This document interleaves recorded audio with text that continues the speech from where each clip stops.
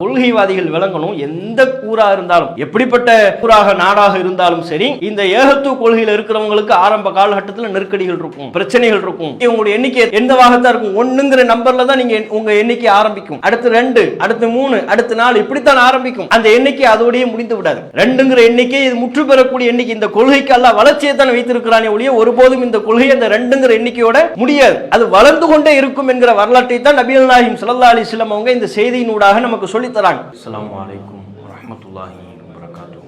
கண்ணியத்திற்குரிய எல்லாம் வல்ல அல்லாஹ்வின் நல்லடியார்களே, எல்லாம் வல்ல அல்லாஹ்வின் மகத்தான கிருபையினால் புனிதம் நிறைந்த ரமலான் மாதத்திலே நன்மையை எதிர்பார்த்தவர்களாக இங்கே நாம் அமர்ந்திருக்கிறோம். உத்தம தோழர்களின் உன்னத வரலாறு என்கிற தலைப்பில் ஒரு வார காலமாக தொடர்ச்சியாக நபித்தோழர்கள் தொடர்புடைய பல்வேறு செய்திகளை அறிந்து வருகிறோம். அதில் இறுதி தினமான இந்த தொடரில் இறுதி தினமான இன்றைய தினத்தில் குறிப்பிட்ட ஒரு நபித்தோழரின் வரலாறு என்றில்லாமல் 3 நபித்தோழர்கள் இஸ்லாத்தை ஏற்ற நிகழ்வை உங்களுக்கு நினைவுபடுத்த விரும்புகிறோம். அதில் முதலாவதாக நாம் தெரிந்து கொள்ளவிருக்கக்கூடிய நபித்தோழர் ஜுந்துப் இப்னு ஜுனாதா ரலியல்லாஹு அன்ஹு என்று சொல்லப்படுகிற நபித்தோழர். இந்த பெயரை கேட்கின்ற பொழுது நம்மில் பலருக்கு புதியதாக தெரியும். ஜுந்துப் இப்னு ஜுனாதா என்கிற பெயரை நம்மில் பலரும் புதுசாக கேட்போம். ஆனால் இவருக்கு இன்னொரு பெயர் இருக்கிறது. அந்த பெயரை சொன்னால் நாம் அனைவரும் ஓ இவரா என்று தெரிந்து கொள்வோம். அவருடைய பெயர் அபூதர் அல் கிஃபாரி ரலியல்லாஹு அன்ஹு. பொதுவாக நாம் மக்கள் மத்தியில் பரவலாக அறியப்பட்ட பல நபித்தோழர்கள் அவங்களுடைய இயற்பெயரை நம்ம தெரியாமல் இருப்போம். இயற்பெயரை தெரியாமல் இருக்கிறது பெரிய குற்றம் இல்லை, இருந்தாலும் தெரியாமல் இருக்கிறோம். இப்போ அபூ ஹுரைரானா எல்லாத்துக்கும் தெரியும். அபூ ஹுரைரா என்றால் பூனைக்குட்டியின் தந்தை. பூனைக்குட்டியை அதிகமாக அவர் வைத்து கொண்ட காரணத்தினால வந்த புனைப்பெயர். அபூ ஹுரைரா அவருக்குன்னு ஒரு இயற்பெயர் இருக்கிறது, அப்துர் ரஹ்மான் இப்னு சஹர். பிரபலியமான கூற்றின்படி அபூ ஹுரைரா ரலியல்லாஹு அன்ஹு அவர்களுடைய இயற்பெயர் அப்துர் ரஹ்மான் இப்னு சஹர். அப்துர் ரஹ்மான் இப்னு சஹர்னு சொன்னால் நமக்கு தெரியுமா? அபூ ஹுரைரான்னு சொன்னால் தெரியும். அதுபோல் ஜுந்துப் இப்னு ஜுனாதா என்பதுதான் இவருடைய இயற்பெயர். ஆனால் இந்த நபித்தோழரை அபூதர் அல் கிஃபாரி என்று சொல்லும்போது தான் நம்ம அதிகமானவர்கள் அறிந்து வைத்திருக்கிறோம். இவர் நபிகள் நாயகம் ஸல்லல்லாஹு அலைஹி வஸல்லம் அவர்களை நேரில் சந்திப்பதற்கு முன்பே இஸ்லாத்தை ஏற்றுக்கொண்டிருக்கிறார். நபிகள் நாயகத்தை நேரில் மக்காவில் போய் சந்திப்பதற்கு முன்பாகவே நபிகள் நாயகத்தை பற்றிய ஒரு சில செய்திகளை அறிந்து கொண்டிருக்கிறார்.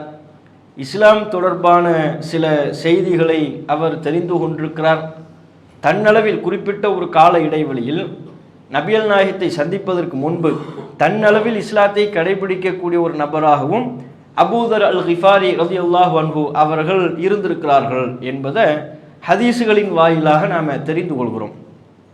இவர் தொடர்புடைய செய்தி முஸ்லீமில் 4878 4878வது செய்தியாக பதிவு செய்யப்பட்டிருக்கிறது. அவர் தம்முடைய சகோதரர் உனைஸ் என்பவரிடம் சொல்கிறார், வகது சல்லைத்து யப்னாஹி கப்ல அன் அல்கா ரசூலல்லாஹி ஸல்லல்லாஹு அலைஹி வஸல்லம். அவர் தன்னை பற்றி சொல்கிறார், நான் நபிகள் நாயகத்தை சந்திப்பதற்கு முன்பே தொழுதிருக்கிறேன். ரசூல்லாவை சந்திக்கிறதுக்கு முன்னாலேயே தொழுதிருக்கிறேன். பி சலாசி சினி 3 ஆண்டுகளுக்கு முன்பு, ரசூல்லாவை சந்திப்பதற்கு 3 ஆண்டுகளுக்கு முன்பே நான் தொழுதிருக்கிறேன். அப்போது அவர் கேட்குறாரு, யாரிடத்தில் இந்த தகவலை சொல்கிறாரோ அவர் கேட்குறாரு, லிமன், யாரை தொழுதீர்கள் அப்படின்னு கேட்குறாரு. வணங்குனேன்னா யாரை வணங்குனீங்க? லில்லாஹி, அல்லாஹவை வணங்கினேன். ஃபைன தவஜ்ஜஹு, எதை முன்னோக்கி நீங்கள் வணங்கினீர்கள்? அத்தவஜ்ஜஹு ஹைசு யுவஜ்ஜிஹுனி ரப்பி, என்னுடைய இறைவன் எதை முன்னோக்க சொன்னானோ அதை முன்னோக்கி நான் வணங்கினேன். இவ்வளவு தெளிவாக சொல்றார். நபிகள் நாயகத்தை சந்திப்பதற்கு 3 ஆண்டுகளுக்கு முன்பே நான் தொழுதிருக்கிறேன், அல்லாஹவை வணங்கியிருக்கிறேன், என்னுடைய இறைவன் எதை முன்னோக்க வேண்டும் என்று, கிப்லாவாக எதை முன்னோக்க வேண்டும் என்று உத்தரவிட்டானோ அதனை நான் முன்னோக்கி தொழுதிருக்கிறேன் அப்படின்னு சொல்லிட்டு அவர் நபிகள் நாயகத்தை சந்தித்த அந்த நிகழ்வை பற்றி விளக்குகிறார். அவருடைய சகோதரர் உனைஸ் என்பவர் மக்காவில் அவருக்கு ஒரு வேலை இருக்கிறது. இந்த கிஃபாரி என்கிற இந்த கோத்திர மக்களை பொறுத்தவரையிலையும் மக்காவிலிருந்து சிரியாவிற்கு செல்லக்கூடிய வழியில் உள்ள ஒரு பள்ளத்தாக்கு, அந்த பள்ளத்தாக்கில் தான் அந்த மக்கள் இருக்கிறார்கள். அன்றைய அரபுலகத்தை பொறுத்தவரை மக்கா என்பது ஒரு பெரிய மையம். எல்லா பகுதிகளிலிருந்தும் மக்கள் குவியக்கூடிய ஒரு இடமாக மக்கா இருந்தது. பெரும் ஒரு வியாபார தலமாகவும் இருந்தது. காபத்துல்லா என்பது அனைத்து தரப்பு மக்களுக்கும் புனித தலமாகவும் இருந்தது. முஸ்லிம்களும் அதனை புனித தலமாக கருதினார்கள். யூதர்களில் உள்ளவங்களும் அதனை புனித தலமாக கருதக்கூடிய ஒரு நிலையெல்லாம் இருந்தது. பலரும் அங்கே வியாபாரம் செய்வதற்கென்றே வருவார்கள். அப்படிப்பட்ட ஒரு இடமாக காபத்துல்லா என்பது இருந்தது. அப்போ அந்த அடிப்படையில் இவர் ஒரு தேவைக்காக மக்காவுக்கு வர்றார். தன்னுடைய சகோதரர் உனைஸ் என்பவர், நான் ஒரு வியாபாரத்துக்காக வேண்டி மக்காவுக்கு போகிறேன் அப்படின்னு சொல்லி அவர் சொல்கிறார். நீ வியாபாரத்தை எல்லாம் நீ பார்த்துக்கொள் என்று தன்னுடைய சகோதரர் அபூதர் அவர்களிடம் சொல்கிறார். அப்போ அந்த போயிட்டு வரக்கூடிய இடத்துல அவர் சொல்றாரு, லகீத்து ரஜுலன் பி மக்கா அலா தீனிக்க, மக்காவில் நான் ஒரு நபரை பார்த்தேன், அவர் நீ சொல்லக்கூடிய வழிமுறையில் இருக்கிறார். நீ சொல்றிய அல்லாஹ் ஒருத்தனைத்தான் வணங்கணும் என்று உன்னுடைய வழிமுறையை பின்பற்றக்கூடிய ஒரு நபர் மக்காவில் நான் பார்த்தேன். யஸுமு அன்னல்லாஹ அர்ஸலஹு, அவர் தன்னை அல்லாஹ் அனுப்பி வைத்ததாக சொல்கிறார், அல்லாஹ்வுடைய தூதர் என்று அவர் வாதிடுகிறார் அப்படின்னு சொல்லி அவர் சொல்றார். அப்ப அதற்கு முன்பே அன்றைய கால என்ன ஆரம்ப காலகட்டத்தில் பல நபர்களும் அல்லாஹ்வினால் அருள் செய்யப்பட்ட சில நபர்கள் அந்த சிலை வணக்க வழிபாட்டை இயல்பிலேயே வெறுக்கக்கூடியவர்களாக இருந்தாங்க. எல்லா மக்களும் சிலை வணக்க வழிபாட்டில் மூழ்கி அது தொடர்புடைய செயல்பாடுகளில் மூழ்கி கிடக்கும் பொழுது அல்லாஹ்வினால் அருள் செய்யப்பட்ட சில மக்கள் மட்டும் ஏன் இதை போய் வணங்கி கொண்டிருக்கிறார்கள்? இது சாதாரண கல்லு தானே, இவை எப்படி நம்முடைய தேவைகளை நிறைவேற்றும், நம்முடைய கோரிக்கை எப்படி இவை செவிமடுக்கும், இவை எப்படி நம்மை படைத்த கடவுளாக இருக்க முடியும் என்று சிந்தித்து இவைகளெல்லாம் படைத்த வானம் பூமி எல்லாவற்றையும் படைத்த ஒருவன் இருக்கிறான், அவன்தான் இறைவன் என்ற அந்த ஏகத்துவ சிந்தனை ஒரு சில மக்களுக்கு இருந்தது. அப்ப அந்த கொள்கையை ஆரம்பத்தில் சொல்லியிருப்பார். சொன்ன நேரத்தில் தான் அவர் தன்னுடைய சகோதரர் மக்காவிலிருந்து வியாபாரம் பண்ணி திரும்பி வந்து தன்னுடைய சகோதரரை அபூதர் அவங்களை சந்திக்கும் போது சொல்றார், மக்காவுக்கு போன உன்ன மாதிரி ஒருத்தர் இருக்கிறாரு பார்த்தேன், அவர் நீ சொல்வதை போலவே சொல்லி கொண்டிருக்கிறார், கல்லை வணங்கக்கூடாது, அவைகளுக்கு சக்தி இல்லை என்றே பிரச்சாரம் செய்து கொண்டிருக்கிறார். அது மட்டும் இல்ல தன்னை இறைவனின் தூதர் என்று சொல்கிறார் அப்படின்னு அவர் சொல்றார். அப்ப அபூதர் அவங்க திருப்பி கேட்கிறாங்க, ஃபமா யகூலுன் நாஸ், தன்னை அவர் அல்லாஹ்வின் தூதர் என்று சொல்கிறார் என்றால் மக்கள் என்ன சொல்கிறார்கள்? மக்கள் அவரை ஷாயிரும், சில பேர் கவிஞன் என்று சொல்கிறார்கள், காஹினுன், சில பேர் ஜோசியக்காரர் என்று சொல்கிறார்கள், சாஹிருன், சூனியக்காரன் என்று இன்னும் சில பேர் சொல்கிறார்கள். தூதரா எல்லாரும் ஏத்துக்கல, அவர் தன்னை தூதர் என்று கிளைம் பண்றார், பிரச்சாரம் பண்றாரு. ஆனா எல்லாரும் அவரை இறைவனின் தூதர் என்று ஏற்றுக்கொள்ளவில்லை. சில பேர் கவிஞரே, இல்ல சூனியக்காரரே, இல்ல ஜோசிய ஒரு சோதிடம் சொல்லக்கூடிய ஒரு நபர் என்று அவர்களை பற்றி விமர்சனம் செய்து கொண்டிருக்கிறார்கள். ஆனா உனைசும் அபூதர் அவருடைய சகோதரர் உனைஸ் இருக்கிறார் அல்லவா, அவரும் ஒரு கவிஞர், அரபு மொழியில கவிதைகள் எல்லாம் இயற்றக்கூடியவர். ஆனா அவர் சொல்கிறார், லக்கது சமிஅத்து கௌலல் கஹனத்தி, நான் ஜோசியக்காரர்களுடைய சொல்லை கேட்டிருக்கிறேன், ஃபமா ஹுவ பி கௌலிஹிம், இவர் சொல்வது அவர்களினுடைய சொல் அல்ல, ஜோசியக்காரருடைய சொல்லுமாலாம் தெரியல, அவர்கிட்ட ஏதோ ஒரு உண்மை இருப்பதை போல் தான் எனக்கு தெரிகிறது, அவரிடத்தில் ஒரு நேர்மை இருப்பதை போல் எனக்கு தெரிகிறது அப்படின்னு அவர் சொல்கிறார். சொன்ன உடனே வல்லாஹி இன்னஹு லசாதிகுன், அல்லாஹ்வின் மீது ஆணையாக அவர் உண்மையாளரை என்றுதான் நான் கருதுகிறேன், இன்னஹும் லகாதிபூன், அவரை விமர்சனம் செய்யக்கூடிய மக்கள் தான் பொய்யர்களாக இருக்கிறார்கள், பொய்யா அவரை பற்றி விமர்சனம் செய்து கொண்டிருக்கிறார்கள் அப்படின்னு அப்பவே அவருடைய சகோதரர் அபூதர் அவருடைய சகோதரர் உனைஸ் அவரும் அப்போதே சொல்லி கொண்டிருக்கிறார். அப்போ ஒன்று என்ன செய்கிறார்னா, நான் போய் அபூதர் சொல்றார், நான் மக்காவுக்கு போறேன், அவரை பற்றி நான் விசாரிக்க செல்கிறேன் என்று தம்முடைய சகோதரத்தில் சொல்லிவிட்டு மக்காவுக்கு வரார். ஃபாதைத்து மக்கத்தை, மக்காவிற்கு நான் சென்றேன். போய் நேராக விசாரிக்கிறார்.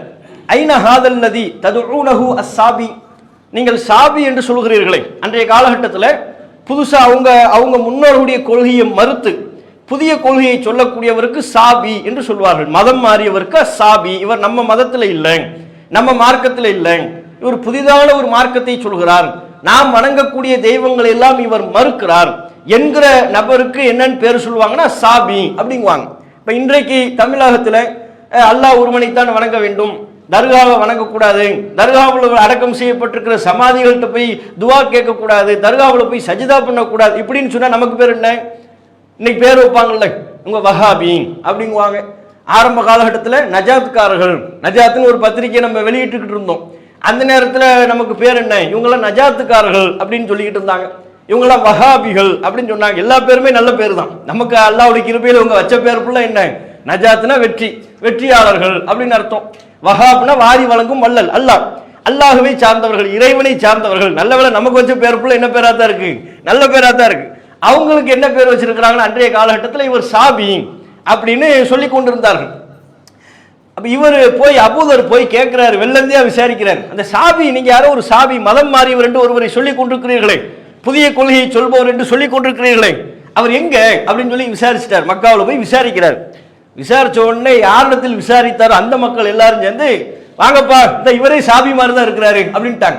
நம்ம கிட்ட ஒரு சாபி வந்து மாட்டி இருக்கிறாரு, வாங்க அப்படின்னு சொல்லி இவரே மதம் மாறியவர் போல் தான் தெரியும், அவரை பத்தி விசாரிக்கிறார்னு.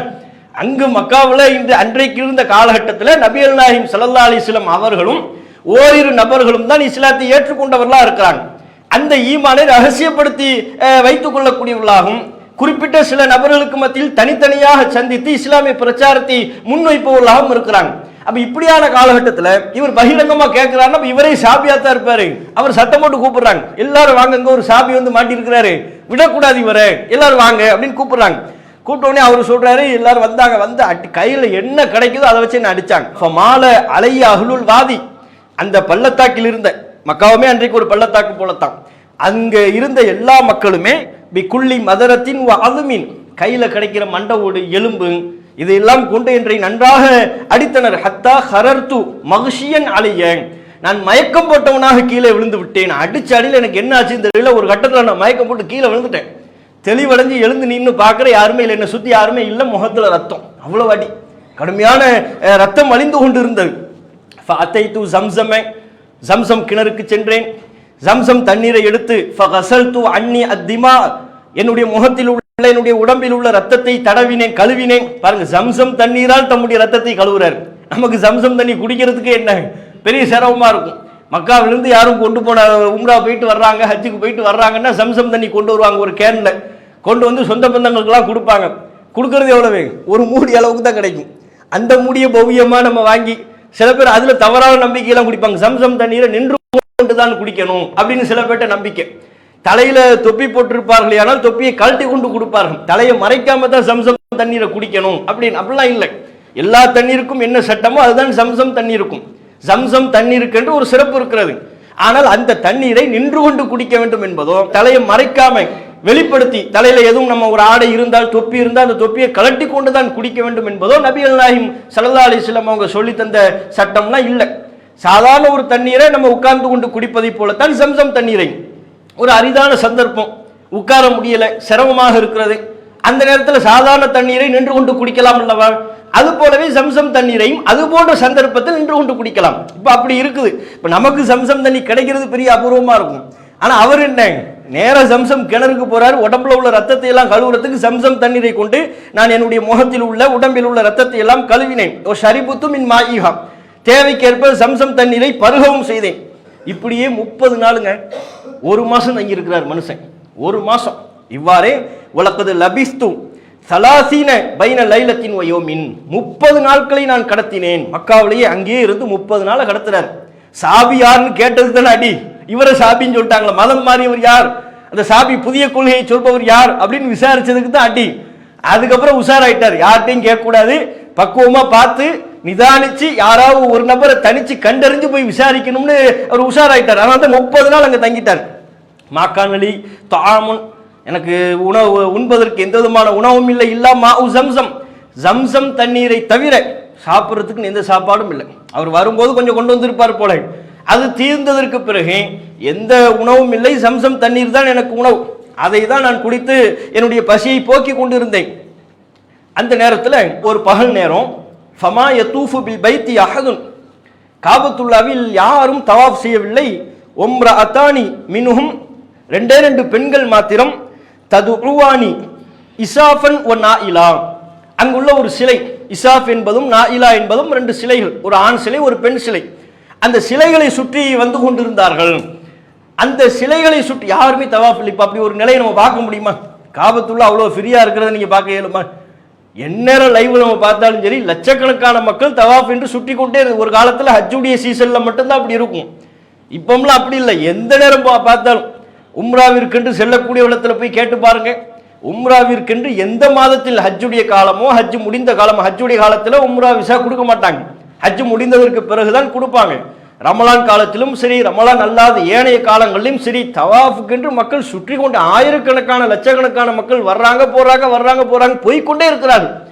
அவர் சொல்றாரு, அந்த நேரத்தில் காபத்துல்லாவில் யாருமே தவாஃப் பண்ணல, ரெண்டு பேர், 2 பெண்கள் 2 சிலைகளை சுற்றி வந்து கொண்டிருந்தார்கள். ஒரு ஆண் சிலை, ஒரு பெண் சிலை. இவர் சும்மா இருக்கணுமா, இல்லை ஏற்கனவே அடி வாங்கியிருக்கிறார்ல, அதுவரையிலும் பொறுமையா இருந்தாலும் இந்த 2 பெண்கள் இந்த சிலையை சுற்றி வருவதை பார்த்துட்டு அந்த பெண்கள்கிட்ட சொல்றாரு, எதுக்கு இந்த சிலையை போய் சுத்திக்கிட்டு இருக்கிறீங்க, பேசாம அன்கிஹா அஹதஹுமா லுக்ரா, அந்த சிலைக்கு இந்த சிலையும் கல்யாணம் பண்ணி வைங்க அப்படின்ட்டார். கிண்டல் பண்றாரு. அவங்களுடைய வழிபாட்டை அவர் என்ன செய்யறாருன்னா கேலி கிண்டல் செய்து விட்டார். இன்னும் இஸ்லாமிய மார்க்கத்தினுடைய ஒழுங்குமுறையெல்லாம் அவருக்கு வரல. அப்ப தானே வந்திருக்கிறாரு, நபிகள் நாயகத்தை சந்திப்பதற்குன்னு வந்திருக்கிறாரு. பார்க்கிறாரு 2 பெண்கள் சுத்திக்கிட்டு இருக்கிறாங்களா, இதை போய் சுத்திக்கிட்டு இருக்கிறீங்களே, பேசாம இந்த சிலைக்கு அந்த சிலையும் கல்யாணம் பண்ணுவீங்க அப்படின்ன உடனே அந்த பெண்களுக்கு கோபம் வந்துருச்சு.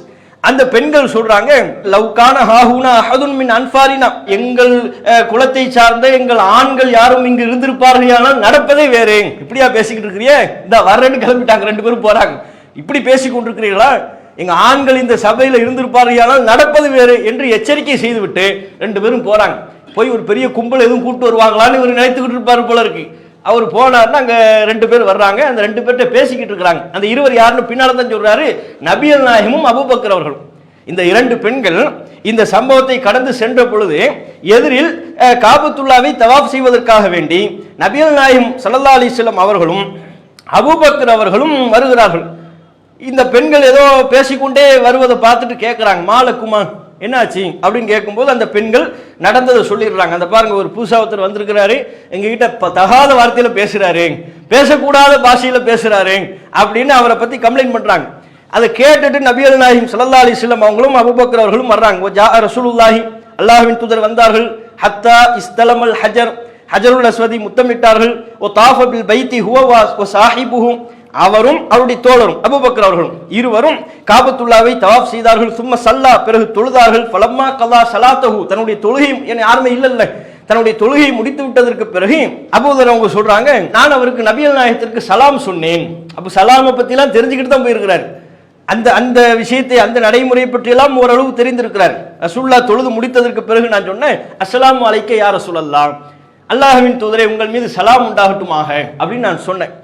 நபிகள் நாயகம் திருப்பி சொன்னாங்க, வ அலைக்க ரஹ்மத்துல்லாஹி, அல்லாஹ்வுடைய அருள் உங்களுக்கு உண்டாகட்டுமாக. மன்னன்த, யார் நீங்க, சலாம்லாம் சொல்றது பார்த்தா பலமா இருக்கு, ஆளும் பார்க்க புதுசா இருக்கிறீங்க, மன்னன்த யார் நீங்க அப்படின்னு ரசூலுல்லாஹ் கேட்கிறாங்க. அவர் சொல்றார், மின் ஹிஃபாரின், நான் ஹிஃபாரி கோத்திரத்தை சார்ந்தவன். பேரை சொல்லலை, தன் குலத்தை சொல்றார். அன்றைக்குள்ள காலகட்டத்தில் அவங்க குலம் கோத்திரம் அதான் அடையாளம். பேரை கேட்டோம்னா 10 தலைமுறைக்கு சேர்த்து சொல்லுவாங்க. இன்னாரின் மகனும் இன்னாரின் மகனும் இன்னார் இப்னு இப்னு இப்னுன்னு சொல்லி ஒரு 10 வரும். நமக்கு 2 இப்னு, 2 தகப்பனார் சொல்றதே என்னவா இருக்கும், பெரிய யோசனையா இருக்கும். நம்ம தகப்பனார் பேர் கேட்டா சொல்லிடுவோம், நம்ம தகப்பனாருடைய தகப்பனார் பேரை கேட்டா கூட லேசா மண்டையை சொரிஞ்சிட்டு சொல்லிடுவோம். அவருடைய தகப்பனார் பேர் கேட்டா சொல்லுவோம். நம்ம வேடிக்கைக்காக எதுக்கு சொல்றோம்னா, 2 தலைமுறைக்கு முந்தி உள்ளவங்களை கேட்டாலே நம்ம யோசிக்க ஆரம்பிப்போம். யோசிச்சுதான் சொல்லணும், நம்ம வீட்டில் உள்ள பெரியவங்ககிட்ட கேட்டு சொல்லணும். ஆனா அன்றைக்குள்ள காலகட்டத்தில் 10-15 தலைமுறை மனப்பாடமா வச்சிருப்பாங்க. 15 தலைமுறையில தம்முடைய தகப்பன் வழியிலையும் தம்முடைய தாய் வழியிலையும் 15 தலைமுறைக்கு முன்னால உள்ளவங்களுடைய பேர் என்ன அவங்க அப்படின்னு சொல்லி சொல்லுவாங்க. அதுதான் அவங்களுக்கு பெருமை. அப்ப முதலாவது அவங்க எதை பத்தி தன்னை அடையாளப்படுத்துறாருன்னா, நபிகள் நாயகம் நீங்க யாருன்னு கேட்கும்போது, மின் ஹிஃபார், நான் ஹிஃபாரி கோத்திரத்தை சார்ந்தவன் அப்படின்னு சொல்லி சொல்லிடுறாரு. சொன்ன உடனே நபிகள் நாயகம் ஸல்லல்லாஹு அலைஹி வஸல்லம் அவங்க கையை வந்து அப்படி நெத்தியில் இப்படி தடவுனாங்க அப்படிங்கிறாரு. அபூதர் சொல்றாங்க, இப்படி தடவுனாங்க. ஏன்னா இந்த ஹிஃபார் ஏன்னு காரணம் அதுல இல்லை, அவர் சொல்கிறார். கிஃபாரி என்கிற இந்த கோத்திரத்தார்களை பொறுத்தவரை ஆரம்ப காலகட்டத்தில் அவங்களுடைய தொழிலாக அன்றாட செயலாக வழிப்பறி தான் இருந்தது. வழிப்பறி தான். மக்காவிலிருந்து சிரியாவுக்கு போகக்கூடிய ஒரு பள்ளத்தாக்கில் இருக்கிறாங்க. யாரும் அந்த பள்ளத்தாக்கை கடந்து சென்றால் வழிப்பறி செஞ்சிருவாங்க. அவங்க பொருளாதாரத்தை எல்லாம் திருடிக் கொள்வார்கள். அவங்க பொருளாதாரத்தை அபகரித்து கொண்டு அதில் தான் தங்களுடைய வாழ்க்கையை கழிப்பார்கள். இது அந்த கோத்திரத்தார்களுடைய ஒரு செயல்பாடாக இருந்தது. அதிகமானவர்கள் அதைத்தான் ஆரம்ப காலகட்டத்தில் செஞ்சுக்கிட்டு இருந்தாங்க. அப்போ கிஃபாரி கோத்திரத்தை சார்ந்தவன் சொன்ன உடனே நபிகள் நாயகம் தம்முடைய கையால் நெற்றியை தடவி கொண்டிருந்தார்கள். அப்போ அடுத்து அவர் சொல்கிறார், சும்ம ரஃபா ராசஹு, பிறகு வந்து தலையை உயர்த்தி பார்த்து நபிகள் நாயகம் கேட்டாங்க, மத்தா குந்தஹாஹுனா, எப்பங்க வந்தீங்க நீங்க அப்படின்னு சொல்லி கேட்டாங்க. விசாரிக்கிறான் கூடுதலா. நான் 1 மாசமா அங்கே தான் இருக்கிறேன் அப்படிங்கிறாங்க. 1 மாசமா அங்கே தான் இருக்கிறீங்களா? ஃபமன்கான இத்துழிமுக்க, உங்களுக்கு சாப்பாடு தர்றது யார்? 1 மாசமா அங்கே இருக்கிறீங்கன்னா சாப்பாடுக்கு என்ன பண்றீங்க? அவர் நடந்ததை சொல்றார். மாக்கான் அலி தாமுன் இல்லாமா சம்சம், சாப்பாடுலாம் ஒண்ணுமே இல்லை, ஜம்சம் தண்ணீரை குடித்து என்னுடைய காலத்தை நான் ஓட்டி கொண்டிருக்கிறேன், இப்படித்தான் எனக்கு பசியை போக்கி கொண்டிருக்கிறேன். அப்ப நபிகள் நாயகம் சொல்றாங்க, ஜம்சம் தண்ணீரா இன்னஹா முபாரக்கத்துன், உண்மையில அது அருள்வளம் பொருந்தியதுதான், ஒரு வகையில் அதில் உள்ள அருள்வளமே என்னுடைய பசியை போக்கி இருக்க கூடும் என்று நபிகள் நாயகம் ஸல்லல்லாஹு அலைஹி வஸல்லம் அவங்க பதில் சொல்றாங்க. அப்ப அபூபக்கர் அவங்க கேட்கிறாங்க, யா ரசூலுல்லாஹ், அல்லாஹ்வின் தூதரே, இதன்லி, எனக்கு அனுமதி கொடுங்க, ஃபி தஆமிஹி அல்லைலா, இந்த இரவு வேண்டுமானால் அவரை அழைத்து நான் சாப்பாடு கொடுக்குறேன், 1 மாசமா சாப்பிடாம இருக்கேங்கிறாரு, எனக்கு அனுமதி கொடுங்க, நான் சாப்பாடு கொடுக்குறேன் அப்படின்னு சொல்லி சொல்றாங்க. ரசூலுல்லாஹ் வந்து சரி இவருக்கு தேவையான உணவை ஏற்பாடு பண்ணி கொடுங்கன்னு அபூபக்கர் ரலியல்லாஹு அன்ஹு அவங்க இடத்துல சொல்றாங்க. அதற்கு பிறகு அபூபக்கர் அவர்கள் என்னை ஒரு தோட்டத்திற்கு அழைத்து சென்றார்கள். ஃபஜஅல யக்பிது லனா மின் ஜபீபி தாயிஃப், தாயிஃபிலிருந்து வந்த அங்கு விளைந்த பேரிச்சம்பழத்தை எனக்கு தந்தார்கள். கானதாலிக்க அவ்வளவு தஆமின் அக்கல் துஹுபிஹா, நான் மக்காவில் சாப்பிட்ட முதல் உணவு தாயிஃபிலிருந்து வந்த பேரிச்சம்பழம். அபூபக்கர் அவர்கள் எனக்கு தந்த அந்த பேரிச்சம்பழம், அதுதான் நான் மக்காவில் சாப்பிட்ட முதல் உணவு அப்படின்னு சொல்றாரு. அது வரையிலும் இவர் இங்கிருந்து கொண்டு போயிருந்தார்களே அந்த சாப்பாடு கொஞ்சம், அதுக்கப்புறம் சம்சம் தண்ணீர் தான். மக்காவில் என்று இவர் எந்த விதமான உணவையும் சாப்பிடல போல. முதலாவதா நான் மக்காவில் சாப்பிட்டது அபூபக்கர் அவர்கள் அந்த தந்த தாயிஃப் நகரத்து பேரிச்சம்பழத்தை தான் நான் சாப்பிட்டேன். சும்மா அத்தைத்து ரசூலுல்லாஹி ஸல்லல்லாஹு அலைஹி வஸல்லம் நல்லா சாப்பிட்டு பசியே இருக்கிறேன்னு சொல்லிட்டார்ல, 1 மாசமா சாப்பிடலன்னு சொன்ன உடனே தான் அபூபக்கர் அவங்க நான் சாப்பாடு கொடுக்குறேன்ட்டு நான் ரசூலுல்லாஹ்விடத்தில் அனுமதி கேட்டு சாப்பிட்டாச்சு. சாப்பிட்டு முடிச்சதும் நேரம் ரசூலுல்லாஹ்விடத்தில் வந்துட்டாங்க. நபிகள் நாயகம் ஸல்லல்லாஹு அலைஹி வஸல்லம் அவங்க இடத்துல வந்து ரசூலுல்லாஹ்வுடைய கையை பற்றி பிடித்து இஸ்லாத்தை ஏற்றுக்கொள்கிறார். ஏற்றுக்கொண்டதற்கு பிறகு நபிகள் நாயகம் அவங்க திருப்பி கேட்கிறாங்க, ஃபஹல் அன்த முபல்லிகுன் அன்னி கௌமக், என்னை பற்றி உன் சமூகத்தில் எடுத்து வைப்பாயா? நான் சொன்ன இந்த கொள்கைகளை, நீ இப்போது அறிந்து கொண்ட இஸ்லாத்தின் இந்த செய்திகளை உன்னுடைய சமூகத்தாருக்கு நீ எத்தி வைப்பாயா அப்படின்னு கேட்கிறாங்க. அஸல்லாஹு யன்ஃபஅஹும் பிக வ யஅஜுருக ஃபீஹிம், அவ்வாறு நீ செய்வாயானால் உன் மூலமா அவர்களுக்கு அல்லாஹ் நலவை நாடுவான், உனக்கு அதுல கூலி கிடைக்கும், உனக்கு நன்மை கிடைக்கும், என்னிடமிருந்து தெரிந்து கொள்ளக்கூடிய செய்திகளை அவர்களுக்கு நீ எடுத்து சொல்வாயா, உனக்கு நன்மை அப்படிங்கிறாங்க. அவர் சொல்றாரு, கண்டிப்பா நான் சொல்வேன் அப்படின்னு சொல்லி சொன்னேன். இப்படித்தான் நபிகள் நாயகத்தை சந்தித்து இஸ்லாத்தை ஏற்றுக்கொண்டதை அறிவித்து நபிகள் நாயகத்திடமிருந்து இஸ்லாம் சம்பந்தமான செய்திகளை எல்லாம் நான் தெரிந்து கொண்டு வந்தேன். வந்து இவர் நேரம் என்ன செய்றார், வர்றார், தன்னுடைய சகோதரர் உனைஸ்ட வர்றார். உனைஸ்ட வந்து சொல்றார், ஃபாத்தைத்து உனைசன், என்னுடைய சகோதரர் உனைசிடத்தில் வந்து என்னாச்சு போனியா, உன்னுடைய நபரை நீ பார்த்தாயா அப்படின்னு உனைசும் விசாரிக்கிறார். ஏன்னா இவர் போனதுக்கு உண்டான நோக்கம் காரணம் எல்லாமே தெரியும்ல, இல்ல பார்த்தாயா சந்தித்தாயா பேசினாயன்னு விசாரிக்கிறார். அவர் நடந்ததை எல்லாம் சொல்றார். சொல்லிட்டு நீ இஸ்லாத்தை ஏத்துக்கங்கிறார். ரசூலுல்லாஹ்விடம் எதை சொன்னாரோ அங்கிருந்து ஆரம்பிக்க, தன் சகோதரரின் புறத்திலிருந்து ஆரம்பிக்கிறார், இஸ்லாத்தை ஏத்துக்க அப்படின்ன உடனே உனைஸ் ஆரம்பத்தில் என்ன சொன்னாரு, மக்கள் என்ன பேசிக் கொள்கிறார்கள் அபூதர் கேட்டார் அல்லவா ஆரம்பத்தில். மக்கள் இவரை பற்றி கவிஞர் என்று சொல்கிறார்கள், சூனியக்காரன் சொல்றாங்க, ஆனா அதெல்லாம் பொய் சொல்ற மாதிரி தெரியுது, அவரிடத்தில் ஏதோ ஒரு உண்மை இருக்கிறதுன்னு ஆரம்பத்தில் ஒரு லேசான ஒரு சாய்வு அவருடைய உள்ளத்தில் இருந்தது. இவர் அபூதர் அவர்கள் மேற்கொண்டு சொன்னதற்கு பிறகு உனைஸ் அவர்கள் சொல்லிவிட்டார்கள், மாபி ரகுபத்துன் அன்தீனிக்க, உன் மார்க்கத்தை புறக்கணிக்கும் எண்ணம் எனக்கு இல்லை, நீ சொல்லக்கூடிய இந்த மார்க்கத்தை புறக்கணிக்கிறதுக்கு என்னிடத்தில் எந்த விதமான காரணமும் இல்லை, இன்னி கது அஸ்லம்து, நான் இப்போது இஸ்லாத்தை ஏற்றுக்கொள்கிறேன். அபூதர் அவர்கள் தம்முடைய சகோதரர் உனைஸிடத்தில் சொன்ன உடனே உனைஸும் இஸ்லாத்தை ஏற்றுக்கொண்டார் என்கிற செய்தியை பார்க்கிறோம். அதுக்கப்புறம் அவர்கள் இருவருமாக சேர்ந்து தம்முடைய தாயாரிடத்தில் வருகிறார்கள்.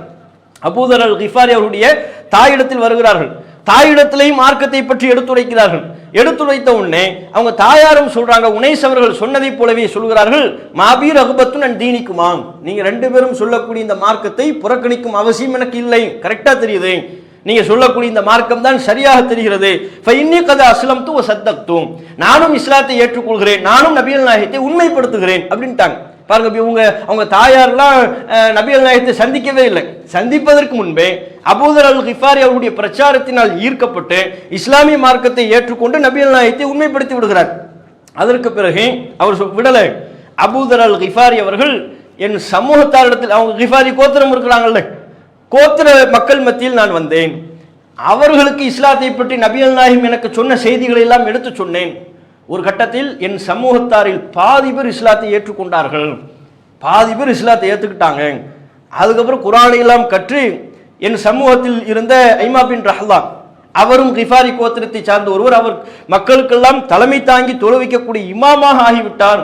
அவர்தான் அன்றைக்கு ஒரு பெரிய ஒரு தலைவராகவும் உருவெடுத்தார் என்று தம்முடைய குலத்தாரை பற்றி, தம்முடைய கோத்திரத்தாரை பற்றிய செய்திகளை சொல்கிறார்.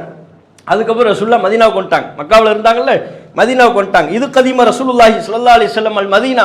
நபிகள் நாயகம் அவர்கள் மதீனா வந்ததற்கு பிறகு அஸ்லம்னா, எங்கள் குலத்தார் முழுவதும் நாங்கள் இஸ்லாத்தை ஏற்றுக்கொண்டு விட்டோம். கிஃபாரி கோத்திரத்தார்கள் முழுவதுமே. ஆரம்பத்தில் இவர் ஒரு ஆளு, ரெண்டாவது பெருசுன்னு அவருடைய சகோதரர், மூன்றாவது அவங்களுடைய தாயார், அதுக்கப்புறம் அவங்க கோத்திர மக்கள்ல பாதி பேர். ரசூலுல்லாஹ் மதீனாவுக்கு வரதுக்குள்ள இவர் பிரச்சாரம் பண்ணிக்கிட்டே இருந்திருக்கிறார். மதீனாவுக்கு வந்ததுக்கு அப்புறம் ஒட்டுமொத்த கோத்திரத்தாரையும் அழைத்து, அல்லாஹ்வின் தூதரே, என் சமூகத்தார் அனைவரும் இஸ்லாத்தை ஏற்றுக்கொண்டு விட்டார்கள் அப்படிங்கிறாங்க. ரசூலுல்லாஹ்வுக்கு பெரிய மகிழ்ச்சி.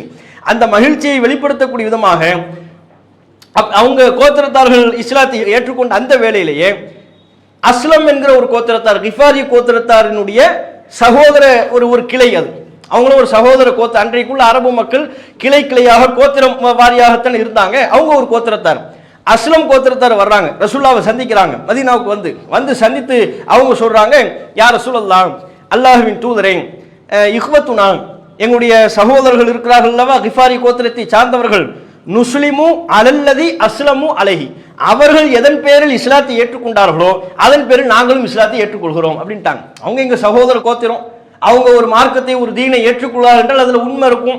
அபூதர் அவர்களும் பிரச்சாரம் செய்திருக்கிறார்கள், சகோதர கோத்திரத்தாருக்கும் அஸ்லம் என்கிற இந்த கோத்திரத்தாருக்கும் நாங்களும் இஸ்லாத்தை ஏற்றுக்கொள்கிறோம் என்று சொல்லிவிட்டார்கள். சொன்ன உடனே ரசூலுல்லாஹ்வுக்கு பெரிய மகிழ்ச்சி. அவங்க கோத்திரத்தாருடைய பேரை சொல்லியே ஒரு துவா மாதிரி செய்கிறாங்க. எப்படி ஒரு செய்தியை சொல்கிறார்கள். என்ன சொல்கிறார்கள்? அபூதர் அவர்களுடைய குலம் கோத்திரம் என்ன? கிஃபாரி என்கிற அந்த கோத்திரத்தார்களுடைய வகையை சார்ந்தவர்கள். ரசூலுல்லாஹ் சொல்றாங்க, கிஃபார் கோத்திரத்தாரை சார்ந்தவர்கள், கஃபரல்லாஹு லஹா, அல்லாஹ் அவர்களை மன்னித்து விட்டான். கிஃபார்னாலே மன்னிப்புன்னு அர்த்தம். கிஃபார் கஃபார்னு சொல்றோம்ல, கிஃபார்னா என்ன? மன்னிப்பு. கிஃபார் கோத்திரத்தாரை சார்ந்தவர்கள், கஃபரல்லாஹு லஹா, அல்லாஹ் அவர்களை மன்னித்து விட்டான். அஸ்லம் கோத்திரத்தாரை சார்ந்தவர்கள், சாலமஹுல்லாஹ், அல்லாஹ் அவர்களுக்கு நிம்மதியை வழங்கி விட்டான், பாதுகாப்பை வழங்கி விட்டான். அஸ்லம் சலாம்னா நிம்மதி, பாதுகாப்பு, அமைதின்னு அர்த்தம். அப்ப ரெண்டு கோத்திரத்தார்கள் இஸ்லாத்தை ஏற்றுக்கொண்டதை நபிகள் நாயகம் ஸல்லல்லாஹு அலைஹி வஸல்லம் அவர்கள் அது தொடர்பான தம்முடைய மகிழ்ச்சியை வெளிப்படுத்தக்கூடிய விதமா இவ்வாறு துவா செய்தார்கள் என்கிற சம்பவத்தையும் நம்ம பார்க்கிறோம். கிஃபார் கோத்திரத்தார்கள், கிஃபார்னா மன்னிப்பு, அல்லாஹ் அவங்களுக்கு மன்னிப்பை வழங்கி விட்டான். அது எந்த கருத்தில் கூட இருக்கலாம். அவங்க ஆரம்ப காலகட்டத்தில் செய்த தவறுகள், அவங்களுடைய அல்லாஹ் ரசூலுடைய போதனைக்கு எதிராக அவங்க செய்த பிழைகள், அதையெல்லாம் அல்லாஹ் மன்னித்து விட்டான்ங்கிறாங்க. அதே மாதிரி அஸ்லம் கோத்திரத்தார், அவங்களுக்கு எல்லாம் பாதுகாப்பு கொடுத்துட்டான், அவங்க இந்த இஸ்லாத்தை ஏற்றுக்கொண்டதினால் அல்லாஹ்வின் அருளில் நுழைந்து விட்டார்கள் என்கிற செய்தியை நபிகள் நாயகம் ஸல்லல்லாஹு அலைஹி வஸல்லம் சொல்றாங்க. இதே செய்தி இப்ப நம்ம சொன்னது முஸ்லீம்ல 48-78 தமிழ்ல நீங்க படிச்சு பார்க்கலாம். அப்படியே அழகா ஒரு சம்பவமா, நீண்ட ஒரு சம்பவமாக அதில் பதிவு செய்யப்பட்டிருக்கும். இதே சம்பவம் புகாரில 35-22 3522 அந்த இலக்கத்தில் பதிவு செய்யப்பட்டிருக்குது. அதுல ஒரு கூடுதல் ஒரு செய்தியா, அவர் இஸ்லாத்தை ஏற்றுக்கொண்டதாக நபிகள் நாயகத்திடம் சொல்லும் பொழுது நபிகள் நாயகம் சொல்லுவாங்க, யா அபாதர் உக்தும் ஹாதல் அம்ர், அபூதர் அவர்களே, நீங்க இஸ்லாத்தை ஏற்றுக்கொண்டது ரகசியமா வைங்க. மக்காவில் ஒரு இஸ்லாத்தை ஏற்றுக்கிட்டாரு, ரகசியமா வைங்க, யார்ட்டையும் வெளிப்படுத்தாதீங்க. இப்போ ஊருக்கு கிளம்பிருங்க. ஏன்னா எங்க நிலைமையை பார்த்தீங்கல்ல, நாங்களே எவ்வளவு சிரமப்பட்டுக்கிட்டு இருக்கிறோம், நீங்களும் சிரமப்படக்கூடாது, கிளம்புங்கிறாங்க. அப்ப ஆனா அவர் சொல்றாரு, ரசூலுல்லாஹ் முன்னிலையில் அந்த சபையிலே சொல்கிறார், வல்லதி பஅஸக பில் ஹக், உண்மையை கொண்டு உங்களை அனுப்பிய இறைவன் மீது ஆணையாக, லா அஸ்ருஹன்ன பிஹா பைன அதுஹுரிஹிம், இதே மக்காவில் உள்ள மக்கள் மத்தியில் இந்த கொள்கையை நான் சொல்லியே தீருவேன், உறக்க சொல்வேன்கிறார். அங்கதான் அடி வாங்கினார், அங்கதானே வந்த உடனே அடிச்சாங்க. அதையெல்லாம் பொருட்படுத்தாம அவர் சொல்றார், லா அஸ்ருஹன்ன பிஹா பைன அதுஹுரிஹிம், இந்த மக்கள் மத்தியில் இந்த கொள்கையை நான் முழங்கியே தீர்வேன் அப்படிங்கிறார். ஃபஜா இலல் மஸ்ஜித், பள்ளிவாசல் காபத்துல்லாவுக்கு வர்றார். குறைஷிகள்லாம் இருக்கிறாங்க. யா மஅஷர குறைஷ், குறைஷிகளே அப்படிங்கிறார். இவருடைய தன்மை இதுல இருந்து நம்ம விளங்கிக் கொள்ளலாம், இவருடைய இயல்பான குணம் என்ன என்பதை இதுல இருந்தே நாம விளங்கிக் கொள்ளலாம். ஒரு சத்திய தேடல், அந்த தேடிய சத்தியத்தை மக்கள் மத்தியில் சொல்ல வேண்டும் என்கிற ஆர்வம், ஒரு உந்துதல், அப்படிப்பட்ட ஒரு இயல்பு குணம் கொண்டவராக அபூதர் அல் கிஃபாரி அவர்கள் இருந்திருக்கிறார்கள். அதனால தான் தன் சொந்த ஊரிலிருந்து தானே புறப்பட்டு நபிகள் நாயகத்தை சந்திக்கிறார். வலிய நபிகள் நாயகத்தை சந்தித்து இஸ்லாத்தை பற்றி கேட்டு தெரிந்து கொள்கிறார். தன் குலத்தவர்களை இஸ்லாமிய மார்க்கத்தை ஏற்றுக்கொள்ளக்கூடிய அளவிற்கு தீவிரமான பிரச்சாரத்தை முன்னெடுத்தார். அந்த குணம் தான் ஆரம்பத்திலேயே நபிகள் நாயகத்தை சந்தித்து நபிகள் நாயகம் அறிவுரை சொன்னதற்கு பிற்பாடும் தான் சொந்த ஊருக்கு கிளம்பி வராம அங்கே இருந்து, யா மாஷர குறைஷ், குறைஷிகளே வாங்க, இன்னி அஷ்ஹது அல்லா இலாஹ இல்லல்லாஹ் வ அஷ்ஹது அன்ன முஹம்மதன் அப்துஹு வ ரசூலுஹு, வணக்கத்திற்குரியவன் அல்லாஹ்வை தவிர வேறு யாரும் இல்லை, முஹம்மது அவர்கள் அல்லாஹ்வின் அடியாராகவும் தூதராகவும் இருக்கிறார்கள், உறக்க சொல்றார். அங்க பூர்வகுடி மக்களே அந்த கொள்கையை உறக்க சொல்ல முடியல, மறைத்துக் கொண்டிருக்கிறார்கள். ரசூலுல்லாஹ் மறைத்துக்கொள் என்று சொன்னதற்கு பிறகும் நேரம் அப்படிலாம் என்ன சத்தியம்னு தெளிவானதற்கு பிறகு என்னால மறைக்க, அவருடைய இயல்பு, அதெல்லாம் மறைக்க முடியாது. அங்க போய் சொல்லுவேன்னு சொல்றாரு. சொன்னோடனே மறுபடியும் மறுபடியும் என்ன, எல்லா மக்களும் சேர்ந்து அதை அடிக்கிறாங்க, அவர் மேல ஏறி மிதிக்கிறார்கள். எல்லா பல பேர் சேர்ந்து அவர் மேல ஏறி மிதிக்கிறார்கள். உடனே அபூபக்கர் அவங்க வர்றாங்க, அவங்கள விலக்கி விட்டு, என்னப்பா இவரை போய் அடிக்கிறீங்க, யாரு தெரியுமா, கிஃபாரி கோத்திரம். அந்த கோத்திரத்தை காட்டி பயம் காட்டுறாரு. கிஃபாரி கோத்திரம், உங்களுக்கு ஷாமுக்கு போற எண்ணம் இருக்கா இல்லையா, இங்கிருந்து சிரியா வழியாத்தானே போவீங்க, அப்ப இந்த குலத்தாரை நீங்கள் தாண்டித்தானே செல்ல வேண்டும், நீங்கள் பாதுகாப்பாக இருக்கணுங்கிற எண்ணம்லாம் உங்களுக்கு இல்லையா, இந்த குலத்தாரை பற்றிய பயம்ல இவரை அடித்த செய்தி அவங்களுக்கு தெரிஞ்சா என்ன ஆகுது அப்படின்ட்டாங்க. இவரை அடித்த செய்தி கிஃபாரி கோத்திரத்தார்களுக்கு தெரிந்தால் என்ன ஆகும், அதனால இவர் அடிக்காதீங்க அப்படின்னு சொல்லி சொல்றாரு. முதல் நாள் தான் அடி வாங்கிட்டார்ல, ஆல்ரெடி வந்தவொடனே அடி வாங்கிட்டாரு ஒண்ணு, இப்ப ரெண்டாவது பிரச்சாரம் பண்ணும்போது அடி வாங்கிட்டாரு. திரும்பவும் ரசூலுல்லாஹ் அபூபக்கர் கிளம்புங்கிறாங்க, கிளம்ப மாட்டேங்க தான் இருப்பாங்க, மக்காவில் இருக்கிறாரு, அதான் 30 நாள் இருந்திருக்கிறார்ல மொத்தமா, அதை விட கூடுதலாகவே இருந்திருக்கிறார். இதன்படி இருந்து மறுநாளும் பிரச்சாரம், காபத்துல்லாவுக்கு போறாரு, முற்றத்தில் நிற்கிறார், யா மாஷர குறைஷிங்கிறாரு, வர்றாங்க கேட்கிறாங்க அடிக்கிறாங்க. ரெண்டாவது நாள், மூணாவது நாள் யா மாஷர குறைஷிங்கிறாரு, ஆக இவருக்கு இதே வேலையா இருக்குன்னு அடிக்கிறாங்க. வரும்போது அபூபக்கர் தான் விலக்கி விட்டுருக்கிறாங்க. புகாரில் உள்ள 35:22 இந்த அறிவிப்பின்படி அபூதர் அவர்கள் தொடர்ச்சியாக மக்காவிலேயே 3-4 நாட்கள் ஏகத்துவ கொள்கையை பிரச்சாரம் செய்திருக்கிறார். காபாவின் முற்றத்தில் நின்று ஓங்கி ஒலிக்க நெருக்கடி காலகட்டத்தில் பிரச்சாரம் செய்த ஒரு நபித்தோழர் அபூதர் அல் கிஃபாரி அவர்கள். இஸ்லாத்தை ஏற்ற மறுவினாடி இப்படிப்பட்ட சத்திய பிரச்சாரத்தில் தம்மை முழுமையாக ஈடுபடுத்திக் கொண்ட ஒரு நபித்தோழர் அபூதர் அல் கிஃபாரி அவர்கள் அடிக்கிறாங்க. அடிச்சு அதுக்கப்புறம் தான் அவர் தன்னுடைய சொந்த ஊருக்கு தம்முடைய ஊருக்கு போனாரு, குலமக்களை இஸ்லாத்தை ஏற்றுக்கொள்ள வைத்தார் என்கிற அந்த சம்பவத்தை நம்ம பார்க்கிறோம். அப்போ பாருங்க, இது அபூதர் அல் கிஃபாரி அவர்கள் இஸ்லாத்தை ஏற்றுக்கொண்ட ஒரு நிகழ்வு. அடுத்ததாக சுருக்கமாக அடுத்த செய்தியை பார்ப்போம். முஸ்லிம்ல 1512 இது யாரு இஸ்லாத்தை ஏற்றுக்கொண்ட ஒரு நிகழ்வு என்று சொன்னால் அம்ரு பின் அபஸா என்கிற ஒரு நபித்தோழர். அம்ரு பின் அபஸா என்கிற ஒரு நபித்தோழர், இவர் இஸ்லாத்தை ஏற்றுக்கொண்ட ஒரு நிகழ்வு. சுருக்கமான செய்தி அதுல பதிவு செய்யப்படுகிறது.